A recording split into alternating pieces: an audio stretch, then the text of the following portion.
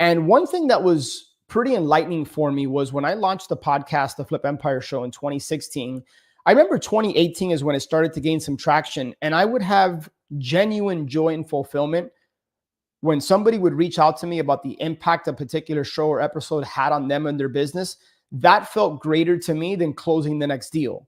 And I've always had a heart for service. I've always genuinely wanted to help and pour into people. And that's when I knew, like, I think what's in alignment with my purpose is in working with entrepreneurs, like helping them. And real estate is just a vehicle and a tool. So people might be surprised to hear that I am not passionate about real estate. I happen to be pretty decent at it, but it's just what I do. It doesn't define who I am. Where I get significant joy and fulfillment is having conversations like this, pouring into other entrepreneurs, having them pour into me, and just growing, building relationships. If you're a real estate investor and are wondering how to raise and leverage private money to make more profit on every deal, then you're in the right place.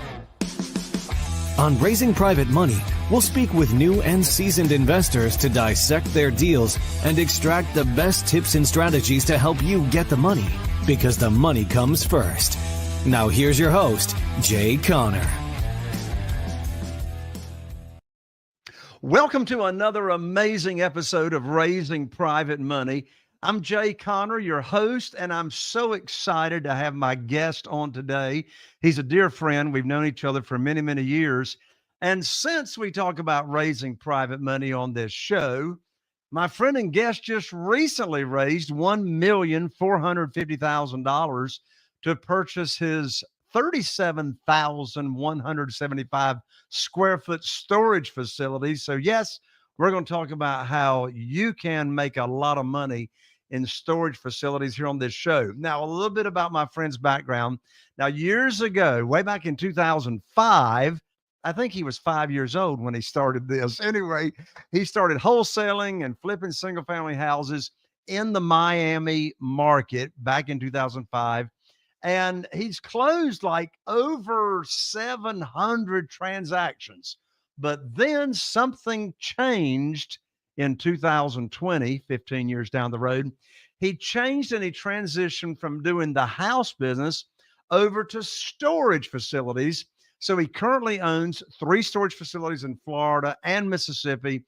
He's got over 104,000 net rentable square feet. So what has my friend done? Well, he's combined his experience of coaching entrepreneurs, and he's combined it with his knowledge of owning and operating storage facilities. So now what does he focus on? He's focused on helping people like you purchase their very first cash flowing storage facility within 6 months of starting to work on it without having any experience. And, you know, I love this part, without needing any of your own money. Now, for years, he has had the podcast that I have been privileged to be a guest on. His podcast is called Flip Empire Show. It's a top-rated Apple podcast designed to help anyone achieve freedom and personalized lifestyle through real estate investing. So his show, Flip Empire, was launched all the way back in 2016, and he's had industry thought leaders, and he covers all kinds of topics on his show, like entrepreneurship, real estate investing, marketing, team building, and on and on and on. Most importantly, how he and I connected originally was through our faith. His vision is he lives out being a man of faith and a family man first. In just a moment, you're going to meet my dear friend and fellow successful real estate investor, Alex Pardo, right after this.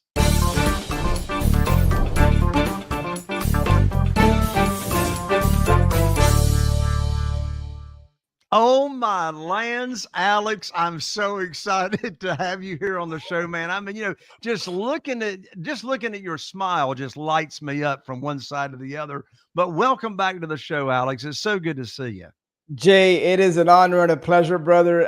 Man, you emit so much positive energy. We were just talking backstage how every time I see you, it's hard not to smile around you, brother. So thank you for the opportunity to share, and I'm really looking forward to being on your show.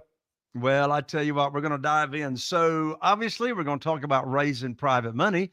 Yep. since this is Raising Private Money podcast and show. But we're also going to talk about self storage. And of course, this goes hand in hand because, you raise private money for self storage, and you can raise private money like I do for single family houses and apartments and anything that you want to in real estate. But before we dive in to raising private money and talking about self storage and all that kind of good stuff, we want to hear your story. And Alex, my lands, have you got a story? Because you built this like massive wholesaling business empire way back, and you sort of figured out that what you were doing just didn't really align with who you were. Yeah. And then, you know, you didn't know who you were. You had the self identity crisis and stuff. And Yeah. then you like changed gears totally to a whole different, space of real estate investing. Tell us the journey. Absolutely. Wow. Thank you so much for the introduction, Jay. So I'm an open book. I'm going to be extremely vulnerable and transparent with you. But, I got started in 2005 and I had quite a bit of success throughout the years. And of course, I had adversity and I had setbacks throughout that time building a business as everybody does. But in 2018, Jay, I was on a cruise with my wife, and I'll never forget because it kind of felt like a fork in the road moment for me. And I remember that I had built a team and we had the typical structure of lead managers and acquisition managers and all the team members. I think we had 8 or 9 team members at the time. And yet I told my wife, even though I'm on this cruise, I'm having a hard time being present because the mind is on the business. I felt, Jay, like I had built prison walls around my business and I didn't have the key to get out. Like that's literally what I felt like. And around the same time that you and I met in a very high level community, which I have nothing but great things to say, amazing people. If I'm being honest with you and with the audience, I felt like I fell into a trap of feeling like I needed to grow and scale because that's what I saw others around me doing. And I violated an important rule is that I didn't honor my vision, right? So I'm a big believer that you need to have a clearly defined vision for your life. And then you can go out and create or modify a business to enhance that vision. And yet, I don't know if it was ego or what it was, but I felt like what I needed to do was grow and scale. And yet, a couple of years later, I quickly realized this is the exact opposite of what I want. And brother, it got to a point where, I had overhead of north of $40,000 a month, right? Just to keep the lights on. And at the end of 2019, when I looked back and while our top line was very healthy, the bottom line, I made more in 2006 as a solopreneur than I did in 2019 with a team of 9 people and $40,000+ of overhead. So the business just no longer aligned with my vision. And after just a lot of prayer and consulting with the right people around me, I ultimately decided to completely unwind and shut down the business in 2020. It had nothing to do with COVID. And I remember thinking to myself, here I am, I host this podcast and I've built up this reputation in the business. Like, what are people going to think if they hear that I shut down this business? And what I quickly realized was that people are not concerned about me, right? Like people have their own stuff that they're concerned about. So I was giving myself way too much importance. And B, at the end of the day, it doesn't matter what people think. Like I asked myself an important question. I said, if I am doing what I'm doing today, 12 months from now, how would that make me feel? And it took me back to when I worked in my corporate finance job on a Sunday evening, having to wake up and go to work. But this was much worse because I had created this business. And even though it was profitable, it's just not what I wanted to do. So long story short, I shut down the business. I got some really great advice from a coach of mine who told me, enjoy the fruits of your labor, take time to connect with God. Like, don't feel rushed to go conquer the next mountain. And I took about 5-6 months off, mini sabbatical. And late 2020 is when I ultimately decided, hey, I'm going to transition and go full-time into self-storage. You said something important a moment ago. You said that you realized that this company that you had built was not in alignment with your goals. Let's Right. dig into that a little bit. Yeah. Specifically, what was going on that did not line up or was not Yeah. in alignment? Yeah, great question. I got into real estate, like I would imagine many of your listeners, because I wanted time freedom at the end of the day, right? Like people always say, I want X amount of money, but it's what the money can do for you. And yet I found myself on this like hamster wheel where I was constantly chasing deals. I was going deal after deal after deal. And one thing that was pretty enlightening for me was when I launched the podcast, the Flip Empire Show in 2016. I remember 2018 is when it started to gain some traction, and I would have genuine joy and fulfillment when somebody would reach out to me about the impact a particular show or episode had on them and their business. That felt greater to me than closing the next deal. And I've always had a heart for service. I've always genuinely wanted to help and pour into people. And that's when I knew, like, I think what's in alignment with my purpose is in working with entrepreneurs, like helping them. And real estate is just a vehicle and a tool. So people might be surprised to hear that I am not passionate about real estate. I happen to be pretty decent at it, but it's just what I do. It doesn't define who I am. Where I get significant joy and fulfillment is having conversations like this, pouring into other entrepreneurs, having them pour into me and just growing, building relationships. And so that's what I ultimately decided to do is I said, hey, I'm going to use storage as a vehicle to allow me to connect and pour into people. So I didn't know exactly where I was going to be when I started storage, but I was clear what I didn't want. And it was a transactional business in nature. Tell me if I am interpreting your story correctly. When you say that when you were doing the wholesaling business and it was deal after deal after deal after deal that you and the team were chasing, and you said that didn't align with your goals or didn't line up with who you truly were, were you saying that that business just wasn't giving you the joy that you were looking for? Yeah, I would say it's a part of it. Look, I'm not bashing on wholesaling at all. Wholesaling got me to where I am today. It was a cash generating business, and I'm so grateful for everything I learned in that business, right? But when I say it wasn't aligned, it wasn't providing cash flow. There was a lot of moving parts in the business, and even though we had a lot of systems and procedures and SOPs and team members, and I wasn't the one necessarily like wearing the hats, talking to sellers, buyers. I was managing the team, and it just felt like it was a very challenging business to fully systematize and automate, right? And one of the things that I now know with storage is that because of technology, like, 3 facilities, I don't have any employees. It just provides more time freedom. When I was wholesaling and I was chasing deal after deal after deal, it just always felt like I was having to go after the next one and the next one. And it was a business that didn't provide cash flow unless we were closing deals. And I really like what I like about commercial in general, and specifically storage, is that you can find the right deal and it pays you month after month after month. And that's what my wholesaling business was lacking. Yeah, that makes sense. Now, something else you said was very important, and I want to unpack it or ask you to unpack it a little bit. You said in your wholesaling business, you really had built these to find the key to get out. Yeah. What do you mean by that? What represented the prison walls? I had created a business I no longer wanted to be a part of, right? Like the model in general, where I got joy and fulfillment was in working with the team members. Like that's the one thing that I did right, is that I brought on the right people on my team, and I had a genuine desire to see them succeed.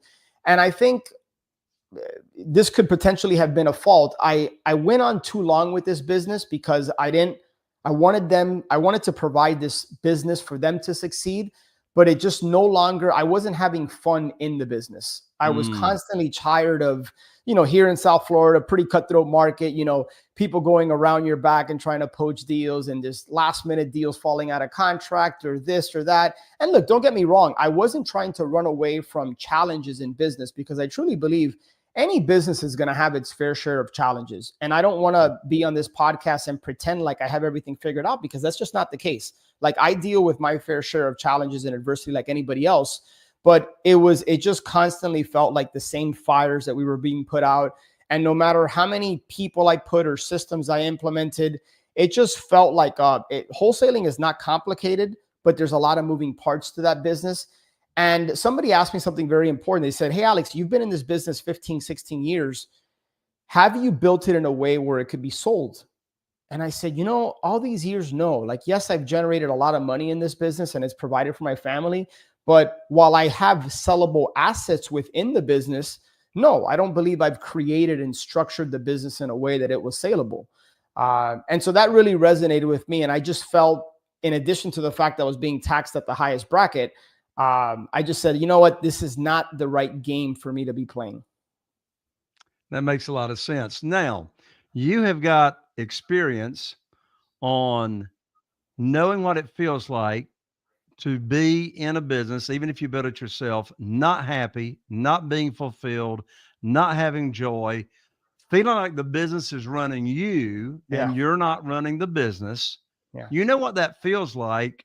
And you have also experienced being free of that. So, with that being the case, here's my question. What advice would you give to anyone that's listening to this show that is feeling that right now? They feel like they're caught in a trap. They Yeah. feel like they're maybe in that day job that they can't get out of, or maybe they are an entrepreneur and they have built this business and they just don't feel like there is a way out.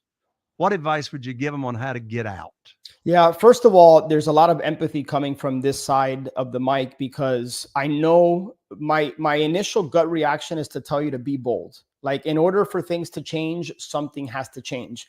I'm also cognizant and mindful of the fact that a lot of people listening to me, have responsibilities. They likely have families, kids, married, and it's sometimes it's easy to say, hey, just make a hard pivot, like, right, exit stage left and like go after what you want. But I really think it's important that you start to build a bridge. First of all, awareness, being very honest with yourself about where you're at, and then accepting accountability and responsibility for where you're at. You are where you're supposed to be because of decisions you've made or because of certain indecisions. So I think first, awareness about where you are, then getting clarity about where you want to be, right? Like, one of the exercises that I go through on a yearly basis is the perfect day. Like, what does the perfect day look like for you? Create a crystal clear vision about what you want your life to look like, without necessarily regards to money or finances, but like, how do you want to live your life? What do you want to experience? What do you want to feel? And don't filter based on, well, I'd like to live that life, but I can't because insert any limiting beliefs or reasons why you don't think that's a reality for you. So once you get that clarity, I think you can start to like build a bridge and reverse engineer from where you are today to where you're going. I can tell you, Jay, that people like you, right? Like, relationships with coaches, with different communities I've been a part of, have been an instrumental part of allowing me to build that bridge. Because, as cliche as it sounds, Jay, we don't know what we don't know. And I have blind spots like anybody else. And I think when you surround yourself with people that are a little bit further along in the journey, they're able to spot those blind spots and share them with you, right? And give you certain things to consider. But at the end of the day, coaches, mentors, community members, they're not responsible for your success. At the end of the day, it boils down to you. And it's about taking massive imperfect action. I almost need to find a better way to say that, but you have to kind of just do activity, like put yourself out there, and then you're going to fail. There's going to be lessons learned, but you modify, you edit, and then you keep going and you keep going. The last thing I'll share with you is I'm not here to try to like shove my faith down anybody's throat, but I truly believe at the end of the day, having a relationship with God, right? Just connecting with him, seeking wisdom and guidance from him. I realize that's going to turn some people off. I know you and I share the same faith, and I'm okay with that, because I truly believe that at the end of the day, like, that is the foundation, right? With him, I believe all things are possible.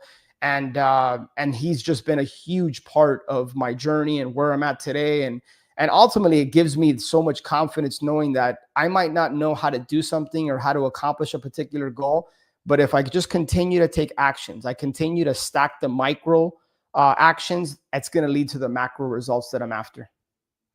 Well, I appreciate you sharing where you're coming from on faith, Alex, because after all, he said, if we're ashamed of him, he'll be ashamed of us. So we will not be ashamed, for sure. Yeah. And at the same time, I believe most of the audience that we have here on the show are believers as well, because, by the way, Alex, I don't know who in the world came up with the saying opposites attract. That's the most stupid thing I ever heard in my life. I want to hang around people that are like me, I'm with you, brother. I'm with you. so, Yep. so therefore, we are here on the show. Now, the name of this show, speaking of the show, is Raising Private Money. So let's talk about private money for a little bit. So you recently raised $1,450,000 for a storage facility that you purchased. So generally speaking, or specifically speaking, what are your, I mean, you've raised a lot of private money over the years. What's your favorite ways to go about raising private money? And what advice would you give to someone that's never raised private money? How do they start? Yeah. So let me start by saying that you are the expert when it comes to private money. So anybody watching this, like, listen to Jay, don't listen to me. I do have some experience in raising private money, and I'll kind of share with you what's worked for me. But again, Jay, you're the expert in that domain. So for me, I truly believe, and hopefully this doesn't turn some people off, but I don't believe that raising private money is the most important and valuable capital you can raise. I believe relationship capital is the most important and valuable capital you can raise. So my favorite way to raise private money is by tapping into relationships. Now, if you're looking for like the easy button, if you're looking for a strategy, a script, if you're looking for some ninja tactic to just instantly raise private money, I'm not your guy, because I have taken the long approach when it comes to raising private money. And I did it because I've been intentional about building meaningful relationships with people. I'll also share that when I have been intentional about building relationships, it was never with the goal or with the intent that I was going to raise private money, or for that matter, extract anything from that relationship. I've just approached relationships with a genuine heart that I want to seek to connect. I want to seek to like understand people. I have a genuine interest to figure out what are their goals, like what are they interested in. And I'm just myself, right? And so sometimes that might be hard to translate, but my biggest piece of advice for raising private capital, and really for any aspect of your business, is be your authentic, genuine self.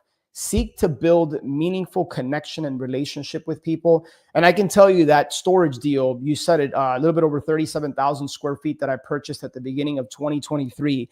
That was probably one of the easiest deals I've ever done. And I say that because I raised 1.45 from 3 private lenders, all of which I have a really good relationship with. And it was probably less than 5 or 6 phone calls and a few emails that it took to secure almost $1.5 million. And I can tell you, it wasn't because the deal was so amazing. It was because they were betting on me as the jockey, not necessarily the horse. Yes, it was a good deal. Yes, their money is secure and safe. But it was the fact that we had built a relationship over time, that they know I'm going to do what I say I'm going to do, and I'm going to follow through and do right by them. Because one of the things I think people need to understand, Jay, and I'm not sure if maybe you have a different take here, but I've always believed, and feel free to challenge me on this, I've always believed that people are more interested in getting a return of their capital before they're interested in getting a return on their capital.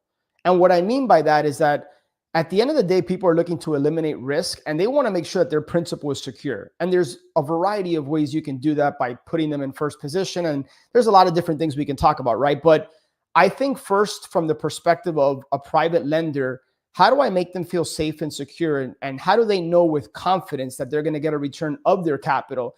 And then I can talk about the kind of return they can get on their capital. But that's all a long way to say that my favorite way to raise private money is by just genuinely building meaningful connection and relationship with people.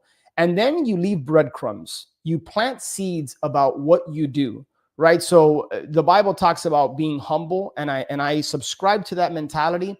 I also think that pendulum can swing so far the other day that, like, I've had coaching clients that are gun shy or timid to share with people in their network, their ecosystem, that they are actively looking for storage deals. And I truly believe, Jay, that whether you're a wholesaler, storage investor, whatever you do, when people think about your business or asset class, you are one of the first people that should come to the top of their mind. And the only way that's going to happen is by you putting yourself out there and letting people know what it is you do and how they could benefit from participating in your deals. So when it comes to private money, I'm never chasing it. I'm never begging for it. I'm not asking for money. I am presenting opportunities, but only after I've built relationship with people. Well, you sound like Jay Connor, Alex, so I couldn't agree with you more. And Okay. one thing you said, I just really want to highlight for our listeners, and that is essentially your private lenders, they're not investing in your deals. They're really not. What are they doing? They're investing in you. That's 100%. where their belief is. That's where their trust is. Their trust is not in that deal. Their trust is in you. Now, of course, we're going to protect them. I'm not going to borrow unsecured money. I'm going to collateralize their notes and take care of them. But as you said, when it comes to relationships, it's because of the relationship that they're actually investing. So as we start to wind down, Alex, let's talk about self-storage. So you've done wholesaling, you've done single family houses, you've done flips, and you touched on it, but I want you to highlight it. Self-storage. So why self-storage? Yeah. So it sounds like what you were saying is that self-storage is not primarily a transactional business. It's more of a do the deal, and then that deal is going to take care of you a long time instead of just flipping it and then having to go chase the next deal. Yeah. Well, it can, right? So I think people need to be clear on, whatever asset class we're talking about, Jay. I truly believe that you need to define the exit before you get involved in the deal, right? And so there's specific deals that I've gotten involved in so that I could increase the net operating income of that storage facility, raise the value, turn around, sell it, take that capital, and then now redeploy it into another asset class. There's one particular deal that I'm thinking about that it's a long-term hold. It's more of a cash flow play, right? So why storage?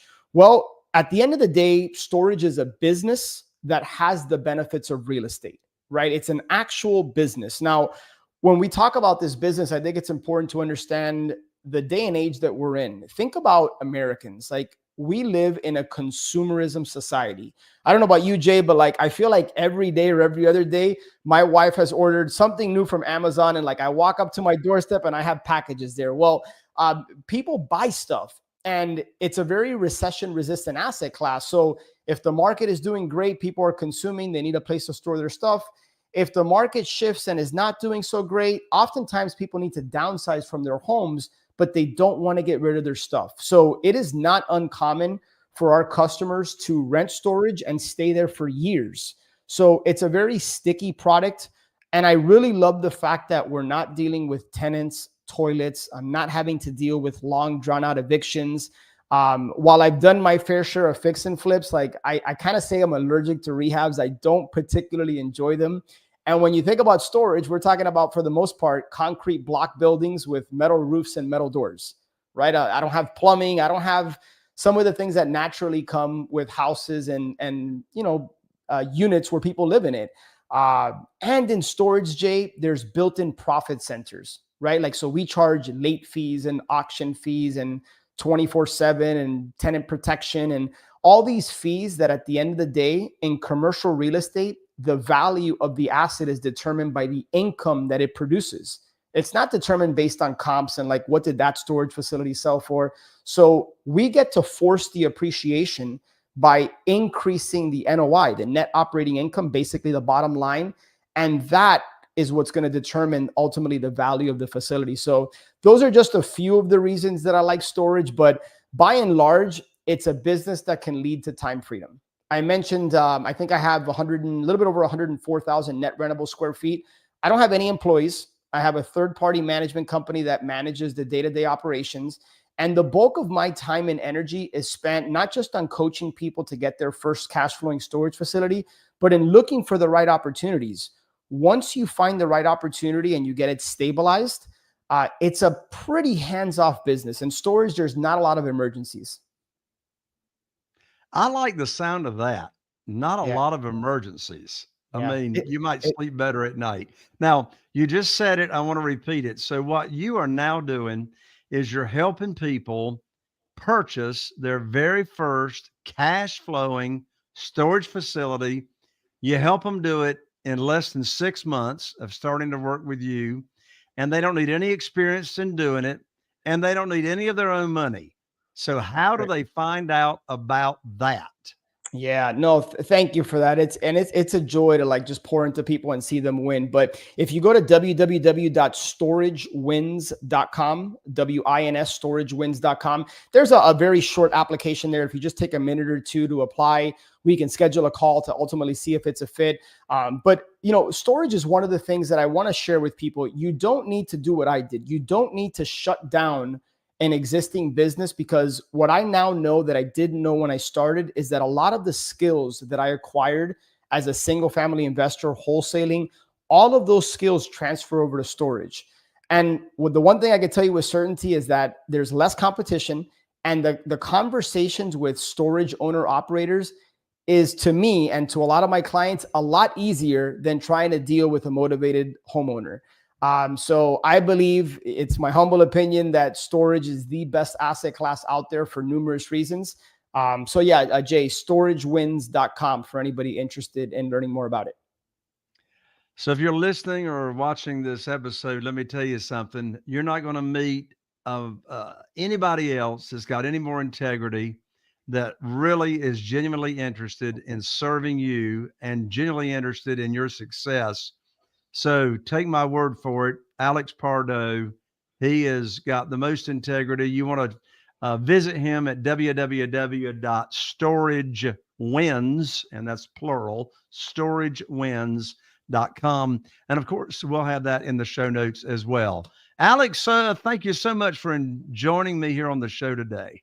My friend, thank you for the opportunity. And man, just so happy for your success. And I'm grateful for you, for all the content you put out, for the impact you've had on our community.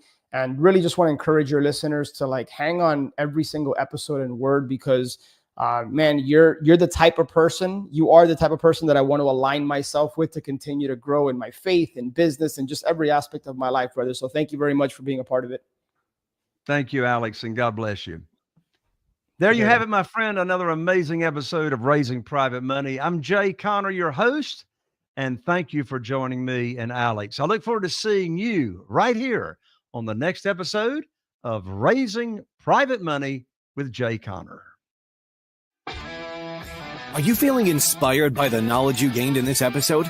Then head over to jconner.com/money guide. That's JCONNER.com/money guide. And download your free guide that shares 7 reasons why private money will skyrocket your real estate investing business right now. Again, that's jconner.com/money guide to get your free guide. We'll see you next time on Raising Private Money with Jay Conner.